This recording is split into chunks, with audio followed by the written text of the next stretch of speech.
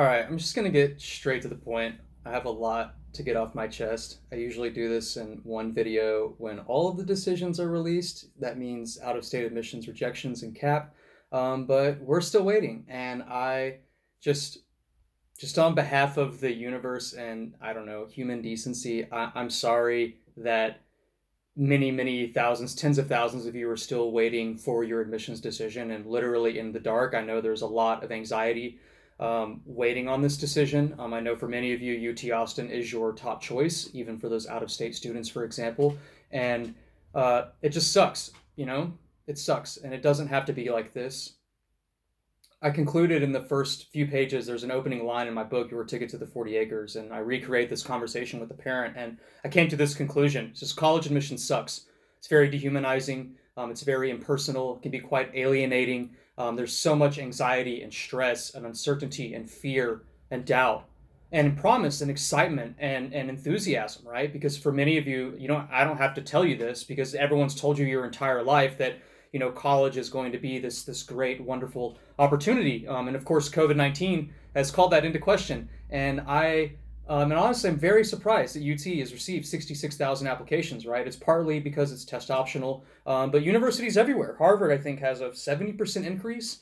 And it just, there's so many lessons to take away from the pandemic, but one of them is just the intractability of the demand for elite universities. For those of you who have already done your economics classes, you know about inelastic demand, where the demand for the service is not contingent on the price. And they know that a consumer or a person will pay essentially any price.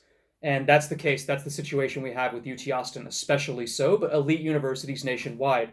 There's an inelastic demand. And, you know, that's the starting point, right? Because UT knows Harvard, Yale, University of Chicago, Stanford, UCLA had 140,000 applications, up from like 110, I think, from last year. It's just madness. It's crazy. And I know that there's a lot of reasons why students apply to like so many different universities. And, my message to you, in addition to just apologizing on behalf of the world that you're having to experience this, is that it really isn't your fault, right? Like the lack of transparency, the lack of accountability, the complete lack of communication with the public is not your fault, right? Like I've been living in New Zealand for the last year or so, like throughout the pandemic. And one thing I really appreciated about New Zealand's approach to the pandemic is the government's completely transparent. They're accountable to the people. They treat the people and citizens like we're adults. They give us the good news and they give us the bad news. And they tell us when they're going to give us the good news. Or if there is bad news, they be sure to let us know right away. And just one fundamental cultural difference is in New Zealand, we put ministers of health on sweatshirts because this guy, Ashley Bloomfield, is like an absolute hero. He's got like memes and a Facebook page and everything. And in the United States, we pillory the person who's trying to help, who's trying to give the transparency and provide accountability in the case of Anthony Fauci, regardless of politics, right? Like, it's just there has to be accountability and transparency and open and honest communication with the public. And over the past 10 years, this isn't even specific to UT Austin, but UT is obviously an indicator, especially in the state of Texas, where they genuinely do provide the highest quality education at arguably the best price, right? You have this issue where high schools nowadays are becoming so competitive, they're so elite, they're so well resourced, that going to anything less than UT Austin or even UT Austin Honors is seen as an inferior college experience, or the classes just aren't that hard. And I'm working with transfers this year that experience this, right? I'm having these conversations right now. And so I understand why there is a demand for a UT Austin degree, and I understand the clamoring for the spaces at the university. And, there's just such a disconnect, right? Like, when I used to work for UT Austin, and some of you may also know me from my texadmissions.com blog. I'm also Blue Light Special on Reddit. I worked for UT Austin for a few years in the admissions office. And the difference between being a person standing behind a table at a college fair, or like someone who has a shirt and tie and like a nice haircut, is that there's just going to be a fundamental disconnect, even for the most conscientious, empathetic, well-meaning individual person. As soon as you start participating in these larger institutions, there's just this kind of corruption and lack of humanizing, right? You can have these individual human relationships, but when you watch, for example, UT Austin's official YouTube video, it's on the student enrollment, like enrollment management and student success, like whatever that means. And I can talk about what those things mean, but it's not even the Office of Admissions anymore, because within the bureaucracy, you don't even know who is or isn't making the decision. But in this video, right, like what people want is just the truth. They just want to know, when are decisions going to come out? How many decisions were released in December when lots of people were hearing back? And I'm nervous because my classmates are getting in, or people on social media are talking about it, right? Like they just want to know and be treated like adults, just like in New Zealand. Like, we've had this many cases and this is what we're going to do. But UTs don't, not UT Austin, but universities in general don't have an incentive to have this level of accountability. Instead, they create these, highly polished, sleek, heavily vetted from their communications teams, pieces of media that they put out into the public. So there's this video, you can find it. It's like heavily downvoted. They've blocked the comments, so you can't even actually like ask questions, right? Like, there are no admissions counselors whose face that you can see. When I worked for UT, they used to have admissions counselor profiles, so you at least had an idea of who that person is at the recruiting center in the regional office in in Dallas or Houston or San Antonio. But you're having this trend of this corporatization of higher education, and that starts with the admissions gatekeepers themselves. And on this video, it's just so classic, right? We use this language of gatekeepers, right, where the original gatekeeper was Jesus handing the keys to heaven to St. Peter and says, I'm giving you this massive responsibility. Be very cognizant and careful about who you let in and who you don't. And at least if you're a believer in Christianity, at least when souls go to heaven, they can look at St. Peter. Like, they see the book, they see the names. But in this process, you don't even know who is or isn't reviewing your application. And nowadays, like, people aren't concerned about whether the essays are or are not read, right? Like, this was a concern that people, legitimately had 5 or 10 years ago. Everybody understands that it's competitive, right? You don't need this highly polished video to say, like, because we've had record number of applications this year, there's going to be a lot of disappointed students. But what they don't tell you is and you can just see this, like, the marketing and recruitment machine is just crazy. I don't have to tell you about I'm sure by now some of you have received hundreds and hundreds of emails, not just specific to UT, but universities in general. Like UT Austin, who has a completely inelastic demand in their goods, Harvard, Yale, University of Chicago, they put out this recruitment literature to drive up the application numbers. It's not just coincidence that, oh, it's test optional, so we've received more applications. Like, it's built into the system that you are consumers, that you are the targets of this marketing information, right? UT is principally concerned about that very highest tier of students who they worry about being poached from other elite honors programs at other universities, other public universities, or at highly selective private universities. So there's this upper tier they care about. They care about diversity and recruitment. But the other sort of 80% of students in between, everybody for that matter, is simply an Excel data point on a very, very large spreadsheet. So there's just so much about this process that is just alienating, and I see that, and I hear that, and I feel that. And even though I live in New Zealand, like, I feel like on some level I get what you guys are going through, and that's why I say I'm just sorry that this is happening. And it would just be so simple for somebody to just post on Reddit or College Confidential, even have a full-time admissions counselor that's occupying these spaces, right? Because UT Austin universities have all of the information. They know all the admission statistics, and it's totally up to their discretion what they choose to disclose, if anything. And UT is notoriously one of the least transparent universities with regards to their admission statistics. That's why you have to watch videos like this from a guy wearing a sweatshirt, uploading something off his cell phone from YouTube in one take, because people want honesty, they want the truth, and they want to feel like their voice is being heard and they're being understood, especially given that you're spending your entire childhood's teenage years building up to this specific moment. For many of you, of course, UT Austin is your dream school, to be a second, third, fourth generation Longhorn, to be the first person in your family to go to college, or first member of your family to be a college, or to be a Longhorn. That was me, right? My brother and I were first generation college going students. And even 15 years ago, the process just wasn't like this. I mean, it was crazy, it was madness, but it wasn't so anxiety filled. And on the university side, when I used to work for UT, I used to just think, well, like, there's great universities for everybody, and don't tie your self-worth to your admissions outcomes, and don't take it personally. And like, that's all good advice, but it just misses the point, right? Like, I have a UT Austin degree, so when I tell someone that gets denied from UT Austin, oh, it's not that big of a deal, where you go is not who you will be. It just doesn't sound as believable, right? I read this admissions blog from a Yale admissions counselor, right, who said the same thing. There's 4,000 American colleges and schools, but there's only 50 or 100 that provide an elite education.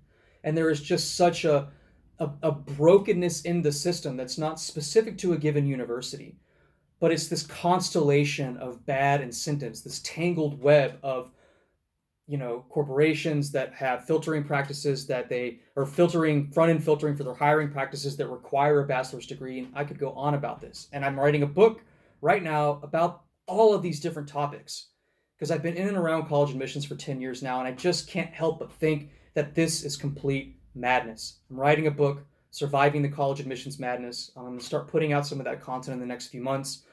Subscribe to this channel. This is where I'll first start advertising some of that material. But to circle back, I know I'm kind of going on a rant here. I don't usually do this if you're a regular subscriber to my YouTube channel, but I'm tired of putting out the here's 6 ways to improve your essays, because there's so much so much suffering that is fundamental to the college admissions process, or just being a teenager in general. It's just, every day I am just thankful I'm not 18 years old having to apply to elite universities. And you guys have my sympathies there. I don't know what that feels like on an emotional level to be like that, because that wasn't my childhood. I didn't grow up in a lot of these affluent communities that many of you are watching my video from. But I have a lot to say, and there's a lot that I want to get off my chest. And even something like this bad data 1000, or there was this RIS, some students had access to certain portals like financial aid, and then it's like reading the tea leaves. They're like, what does this mean? And it's like these breadcrumbs fall down from the ivory tower, and the people storming at the gate are yelling, but the people at the top of the ivory tower can't hear them, and they're saying, please just give us any breadcrumbs of information, right? And in this space you have charlatans and bad actors and hucksters and people that are just downright fraudulent, that take advantage of and exploit families who are worried, who are anxious, who are looking for answers, that are wanting to find certainty in uncertain situations. This is the pandemic, right? You're looking for clear answers in a highly complicated situation. No single person admits or denies students at any university. You can't just point at that person and say, that was the counselor that admitted or denied me. You can't look Peter in the eye and know whether he's sending you to heaven or hell. You simply receive your admissions decision on their terms when they want you to hear it, right? And universities aren't going to be transparent because they know you're going to apply. And I knew every time when I went to a college fair, and I have my UT Austin banner at the college fair, I knew that I was the most in-demand university at every single college fair that I went to in the state of Texas specifically. And applications have increased more than 2 times. And that's indirectly or directly as a result of marketing and recruitment practices. It's something I cover in my book. And so, I have a lot more to say. I just want to tell you that we don't know when, who, why gets admissions decisions early. There's students that I think, wow, they're academically excellent clients of mine that haven't gotten in. I have students that were sort of on the borderline. Really, they were maybes, and they have. And there's just no rhyme or reason. You don't want to be like, was it Mrs. Trelawney in Harry Potter, like trying to read into the crystal ball, or like look at the tea leaves or read the palms, but this is what we've descended into, is just a complete lack of information. And it just relies on people that have good faith and good intentions. And I think my YouTube channel speaks for itself in terms of putting boundaries around my knowledge. You'll never see me speculate about when or why or how many students gained admission. I know, for example, anyone that's on Reddit, there was on the UT Austin subreddit, and I think this originated on College Confidential. There's a woman named Carol. Carol, if you're out there, shame on you, Carol. Carol posted saying, this is when UT Austin is going to release their admissions decisions. She got that information off of my blog, because I share everything I know publicly. All my 100 YouTube videos, 150 blog posts, it's all there, right? People read that, and then they try and make money off of it, and it's really funny. But Carol, she got it right once. She predicted just based on inductive reasoning, but inductive reasoning doesn't always succeed. A broken clock can strike right twice each day. And surprise, surprise, all these kids were, on the subreddit. And I felt bad for them, because they're just waiting for like the next message from Carol, as if she's some intermediary with insider information at the university, and she's not. She's making stuff up. It was a good guess and she got wrong, and it caused a lot of anxiety and a lot of suffering. There's another person up in Dallas, same thing, same kind of, just they sprinkle in publicly available information and they put a lot of voodoo around it. For example, I know one consultant who's charging for a seminar said the earlier you apply, the better your admissions chances, which is just complete bullshit, okay? Whether you apply on August 1st or August 15th or August 30th, it doesn't make any difference. I don't know of any university that has priority, early decision, early action deadlines that gives some like secret, unpublished extra point or benefit of the doubt to some student because they applied earlier or not. There's psychological reasons why, if you're a reviewer, the first sort of 100 applications you receive might be slightly above average, the general mean. And there's some statistics that we could talk about with data sets and sample sizes. But at the end of the day, rushing to submit your application by August 7th, or rushing to do your appeal, for example, as soon as the appeals portal opens, I get the intuition you want to show your eagerness and say, like, I'm really, really, invested in this process. And then you're just sort of bowing down, saying, please, admissions gods, please bestow upon me your largesse. It just doesn't work like that. So be careful out there about myths and misconceptions. I'm literally, it's one of the things I love about being an independent consultant is there are some things that are objectively true. There are some things that are objectively false. There are many, many, many, many shades of gray.